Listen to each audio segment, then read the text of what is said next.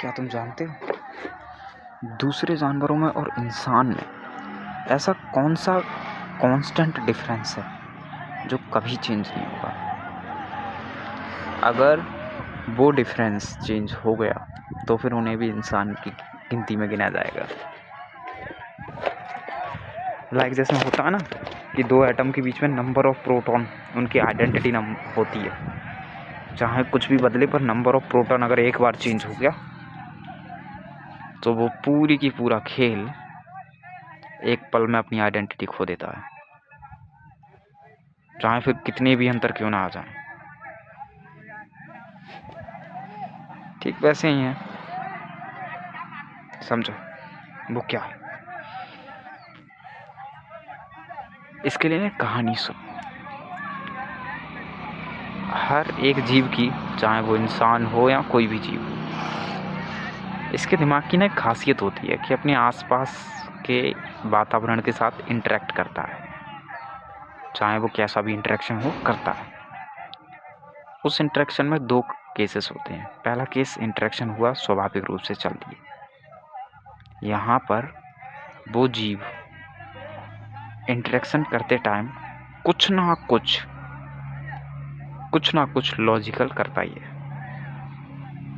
मानो कि इंटरेक्शन हुआ और कुछ लॉजिकल नहीं हुआ। अगर कुछ लॉजिकल नहीं हुआ तो एक सवाल उत्पन्न होता है कि यार ये क्या हुआ, और वो सवाल उसे खींच कर ले जाता है एक खास जगह। हमारे दिमाग की एक खासियत है कि अगर कोई भी सवाल उसके सामने उत्पन्न हुआ तो वो उसे एक्सप्लेन करने की कोशिश करता है। यानी कि अगर वर्तमान में हुआ एक इवेंट समझ में नहीं आया तो उसे एक्सप्लेन करने की कोशिश करेगा दिमाग ऑटोमेटिकली, तुम ना भी करो तब भी कोशिश करेगा। अमीबा ना, अगर कोई खाना दूर हो और अमीबा का एक खाना उसकी बॉडी के करीब हो तो वो करीब वाले को खाने की कोशिश करता है। मतलब उसके दिमाग ने इतना तो समझा है कि क्या सही है, कम से कम एक सही डायरेक्शन में तो उसकी बॉडी चल रही है।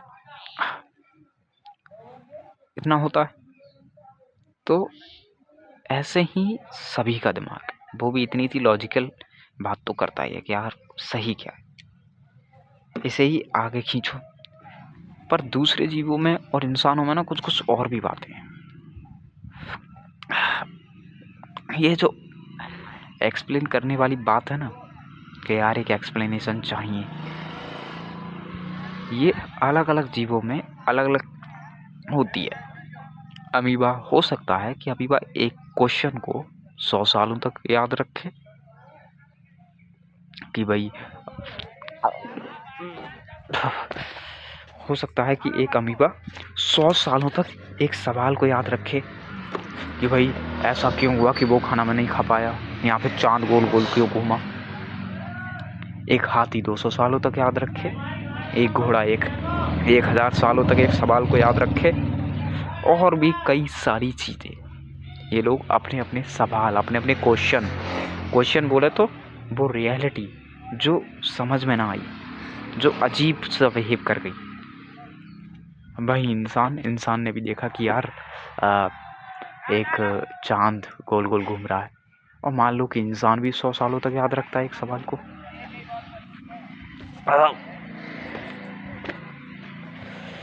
पर इंसान की तरक्की का राज ये नहीं है। इंसान की तरक्की की राज है एक और एडिशनल बात। देखो, ये सभी जानवर सवालों को मान लो 1000 साल तक याद रख सकते हैं। एक अमीबा 1000 सालों तक ये याद रख सकता है कि वो कौन सा सवाल था कि चांद क्यों घूमा। पर आदमी की ये बात नहीं है। आदमी ज़्यादा से ज़्यादा 10 सालों तक याद रख लेगा। पर एक खासियत है जो आदमी के पास है, दूसरों के पास नहीं, वो है लिपि। आदमी ना लिख कर चला जाएगा यार, यस, आदमी लिख कर चला जाएगा। इससे होगा ये कि अब वो सवाल जब तक सॉल्व नहीं होगा तब तक जनरेशन बाय जनरेशन एक अनडिफाइंड टाइम तक, पता नहीं वो कितना समय होगा। डिफाइंड इसलिए नहीं कह रहा हूँ क्योंकि भाई हो सकता है कोई उस किताब को कभी पढ़े ही ना, उस सवाल से कभी इंटरेक्ट ही ना करे, क्योंकि इसमें रिस्क ज़्यादा है ना। अगर मैं ज़िंदा रहा तो मैं अपने वंश को ये बताऊंगा कि ये सवाल है सर, मुझसे सॉल्व नहीं हुआ, तुम सॉल्व करो। और मैं अगर ज़िंदा ना रहा तो, या फिर मैंने जहाँ लिखा है वो जगह डिस्ट्रॉय हो गई, तो कुछ भी हो सकता है, तो अनडिफाइंड इसीलिए। लेकिन हाँ, अगर बात बन गई तो मतलब लेकिन अगर बात बन गई तो मतलब अगर लोग मेरे सवाल से इंटरेक्ट करके, तो सोचो पीढ़ी दर पीढ़ी, अनडिफाइंड इसीलिए भी कि मान लो सब मेरे सवाल से तो इंटरेक्ट कर गए, पर मेरी आने वाली जनरेशन मेरे उस सवाल को मान लो रिकॉग्नाइज कर गई, पर उससे आने वाली ना कर पाई तो, या फिर उससे आने वाली एक गलत अर्थ निकाल बैठी मेरे सवाल का, तो कि चांद क्या चीज़ है भाई, मतलब वो यही नहीं जानते चांद क्या चीज़ है भाई, मैं पूछ रहा हूँ चांद क्यों घूम रहा है, पर हो गया तो यही तो खासियत है कि हम लिपि का यूज़ करते हैं, जिसके कारण हमारे सवाल, हमारे क्वेश्चन,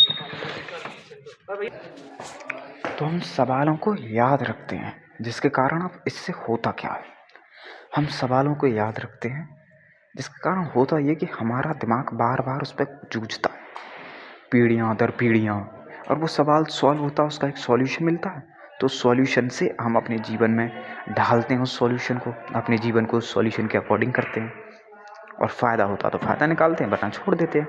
पर हाँ, हमारे दिमाग की एक्सरसाइज ज़रूर हो जाती है। अब सवाल ये है कि हमारी दिमाग की एक्सरसाइज होती कहाँ से है। देखो, सबसे पहली जनरेशन जो होगी उसकी दिमाग की एक्सरसाइज एकदम जड़ से हुई होगी। हमारे दिमाग की एक्सरसाइज उसको भी ले आती है और थोड़ी एडिशनल भी हो जाती है। लेकिन जो दूसरे जीव हैं उनके केस में ऐसा नहीं है, उनके लिए हर बार वो सवाल एक नया सवाल होता है, जिसके कारण अगर वो प्रोग्रेस करते भी हैं, वो उनका दिमाग प्रोग्रेस करता भी है, तो हर बार वहीं आएगा जहाँ पर पिछली जनरेशन ने छोड़ा था। आगो बताओ। तो ये पहली प्रॉपर्टी है कि हमारा डेवलपमेंट में सबसे पहला हाथ है, या फिर जो बेस हाथ है वो इसी चीज़ का है कि हम सवालों को लिख लेते हैं और याद रखते हैं, उन्हें generation to generation pass on करते रहते हैं जब तक कि हम सेटिस्फाई ना हो जाएं। हो सकता है कि कभी हम सेटिस्फाई हुए और अचानक से डिस्ट्रक्शन आ जाए, मतलब मान लो कि हम सेटिस्फाई तो हुए पर वो प्रेडिक्शन सही ना हो, फ्यूचर की स्टडीज़ कहें कि अरे पुरानी वाली में तो थोड़ी सी मॉडिफिकेशन की ज़रूरत है। मतलब सोचो, पुराने काल में एक सवाल था कि लाइट क्या है, फिर समय दर समय उस ये सवाल चलता रहा, और कहीं जाकर इसका जवाब मिला कि लाइट है पार्टिकल। अच्छा, इस जवाब ने हमारे लिए संतुष्ट कर दिया, क्योंकि बहुत सारे फिनोमेना लाइट पार्टिकल है, इस जवाब से सेटिस्फाई हो गए। फिर समय दर समय ये जवाब आगे बढ़ा, आगे की स्टडीज़ ने बताया अरे नहीं, लाइट पार्टिकल है तो वो ऐसा क्यों नहीं कर रही, मतलब इसने एक नया सवाल लाया कि ऐसा कैसे हो गया। फिर उस नया सवाल ने भी आगे समय दर समय चलता रहा, आ रहा हूँ, और जब आगे बढ़ी तो आगे हमें जवाब मिला कि लाइट असल में वेव है। फिर हम थोड़ा सा और आगे बढ़े पर पता चला लाइट दोनों है। अभी के टाइम पर इस सवाल का जो जवाब हमें सेटिस्फाई करता है वो है कि लाइट दोनों है। हो सकता है कि ये जवाब समय दर समय आगे बढ़े और पता चले कि यार लाइट तो कुछ और है।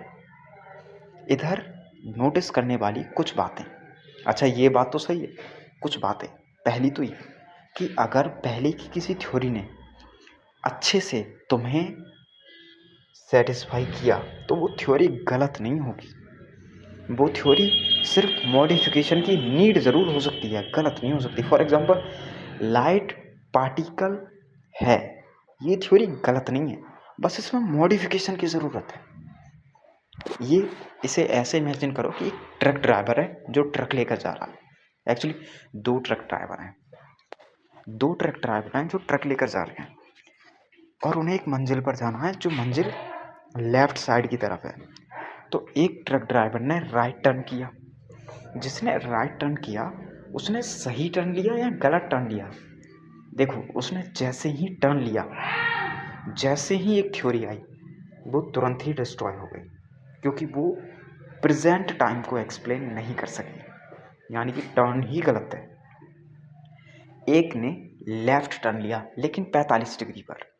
देखो उसने टर्न तो सही लिया क्योंकि वो थोड़ी दूर तो चला, क्योंकि उसने कम से कम वर्तमान को थोड़ा सा एक्सप्लेन तो किया। हाँ, ये बात सही है कि उसने वर्तमान को तो एक्सप्लेन किया थोड़ा बहुत, पर वो वर्तमान में डिस्ट्रॉय भी हो गई, क्योंकि वर्तमान को कंप्लीटली एक्सप्लेन नहीं कर पाई, थोड़ा बहुत ही एक्सप्लेन किया। यानी कि थ्योरी के अंदर कुछ जगह है जहाँ हमें सोचना होगा, क्या ये थ्योरी चल पाएगी या नहीं।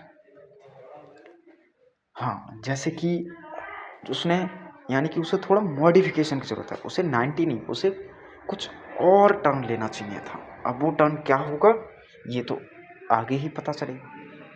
हो सकता है वो 45 हो सकता है वो 41 हो सकता है वो 90 डिग्री का हो, कुछ भी हो सकता है। पर हाँ, तरीका सही था, पर मॉडिफिकेशन की नीड इस तरीके से इमेजिन की जाए। इससे जो है कि कुछ उल्टा पुल्टा मत समझना, लेकिन मैं कुछ एग्जाम्पल दूँ। देखो, जो हमारे धर्मशास्त्र होते हैं ना, वो एक थ्योरी को देते हैं। जैसे कि मैं कहूँ कि पृथ्वी किस पर रुकी पड़ी है, तो लोग कहते हैं पृथ्वी ना गाय के सींग पर रुकी पड़ी है। ये चीज़, ये सेंटेंस वर्तमान में सेटिस्फाई नहीं होता, क्योंकि भाई गाय तो खुद पृथ्वी पर है, तो ये सेटिस्फाई नहीं होता, ये कॉन्ट्राडिक्ट कर जाता है। मतलब कि ये टर्न ही गलत है, थ्योरी ही गलत है एकदम। दूसरी थ्योरी है कि पृथ्वी किसी के हाथों पर रुकी हुई है, एक एक्स पर्सन उसके हाथों पर रुकी हुई है पृथ्वी। हाँ, ये थ्योरी कुछ सोचने वाली बात है, ये थ्योरी कुछ तो है, कुछ तो गड़बड़ है। ये थ्योरी कहती है कि पृथ्वी किसी एक्सटर्नल चीज़ के हाथों पर रुकी पड़ी है। ये थ्योरी अब लगभग अभी तो गलत नहीं है। याद रखना, मैं अभी से यहाँ पर तात्पर्य है वो समय जब ऐसी कोई ख़ास टेक्नोलॉजी नहीं थी, उस समय के लिए ये वाली थ्योरी तो सही है। देखो, सुनो, शुरू से मान लो पुराना समय इमेजिन करो। पुराने समय में एक क्वेश्चन एराइज हुआ कि यार पृथ्वी किस पर रुकी हुई है। अगर मतलब पहले पता चला कि पृथ्वी गोल है, मान लो इतना पता चल गया कि पृथ्वी गोल है, फिर अचानक से एक सवाल एराइज हुआ कि पृथ्वी किस पर रुकी हुई है। तो दो एक्सप्लेनेशन आई। पहली एक्सप्लेनेशन ने कहा कि पृथ्वी गाय की सींग पर रुकी पड़ी है, तो वर्तमान को देखा, वर्तमान में तो गाय खुद पृथ्वी पर है, तो यानी कि ये थ्योरी काम नहीं आई, ये गलत थ्योरी है। दूसरी थ्योरी आई कि पृथ्वी किसी के हाथों पर रुकी पड़ी है, कोई एक्सटर्नल बाई चीज़ है जिसके हाथों पर पृथ्वी रुकी पड़ी है। हाँ, ये थ्योरी उस ज़माने के हिसाब से सही है, क्योंकि भाई उस ज़माने में ऐसा कोई सिस्टम नहीं कि तुम बाहर जाके देख सको। अब नया सवाल यहाँ पर अराइज होता है, क्योंकि सवालों की जरूरत नहीं है भाई, सवाल तो सवाल है, अराइज होते रहते हैं। ये थ्योरी सही मान ली जाए तो एक नया सवाल अराइज होता है कि वो एक्सटर्नल बाई कौन है और उसे हम विजिट कैसे कर लेंगे। तो विजिट करने के लिए तो देखो उस समय कुछ था नहीं, तो उस समय कोशिश रही। अब आंसर रहा कोशिश, यानी कि अब इस सवाल को लेकर चलते रहो भविष्य में, यानी कि एक एक्सटर्नल चीज़ एक्स है, उसे कंफर्म करो। अच्छा, भविष्य में अगर ये कंफर्म होता है कि कोई भी एक्सटर्नल चीज़ एक्स नहीं है जिसके हाथों में पृथ्वी है, तो मतलब अब फिर से उसी सवाल पर आ गए हैं हम। और अच्छी बात ये है कि वो सवाल अभी भी हमारी डेस्क में पड़ा है, वो बेशक आंसर हो गया पर निकाल कर नहीं फेंक दिया, अभी भी वो सवाल है हमारे पास। किताब में लिखा हुआ है कि पृथ्वी कहाँ रुकी पड़ी है। तो पृथ्वी जो है कि पृथ्वी किसी के सींग पर रुकी पड़ी है, ये वाली बात तो पहले ही कैंसिल हो चुकी थी पुराने काल में।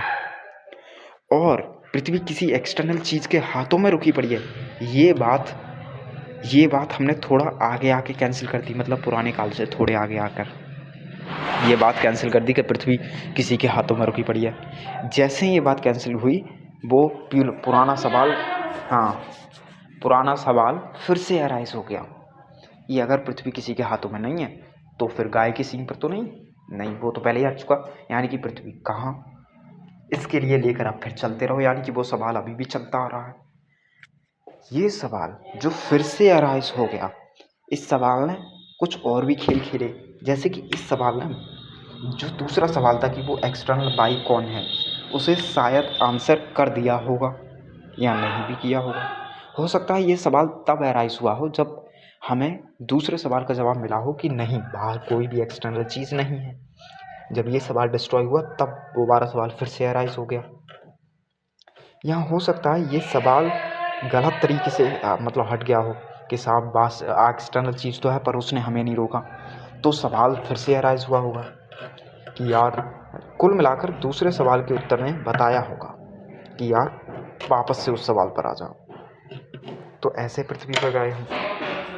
तो ये है हमारे डेवलप होने का असली कारण कि हम सवालों को स्टोर करके रखते हैं, जबकि दूसरे जीव सवालों को छोड़ देते हैं। वो ज़्यादा दिनों तक इसे स्टोर नहीं कर सकते, वो पास ऑन नहीं कर सकते एक से दूसरी जनरेशन में, वो अपने सवालों को पास ऑन नहीं कर। कुछ ऐसी स्पीसीज़ हैं ह्यूमन के अलावा भी जो क्वेश्चंस को पास ऑन करती हैं, लेकिन इंटरेस्टिंग ये है कि भाई वो स्पीसीज़ क्वेश्चन को पास ऑन नहीं करती हैं। मतलब कुछ जो स्पीसीज़ हैं वो क्वेश्चन पास ऑन नहीं करती हैं, वो सॉल्यूशन पास ऑन कर देती हैं।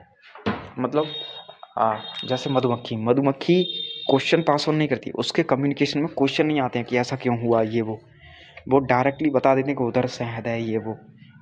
बहुत सी स्पीसीज़ नेचर के इन क्वेश्चनों से कभी भी डील ही नहीं करती हैं। बहुत सी स्पीसीज़ हैं जो डील करती हैं, लेकिन ह्यूमन में यूनिक ये है कि ह्यूमन डील करता है और क्वेश्चनों को ले जाता है। अगर कोई भी स्पीसीज़ क्वेश्चंस को कैरी करने लगे तो वो ह्यूमन की तरह डेवलप हो जाएगी और चाँद पर जा पहुँचेगी। यकीन मानो, अगर चींटियाँ क्वेश्चंस को कैरी करने लगें तो तुम पाओगे कि लाइक कुछ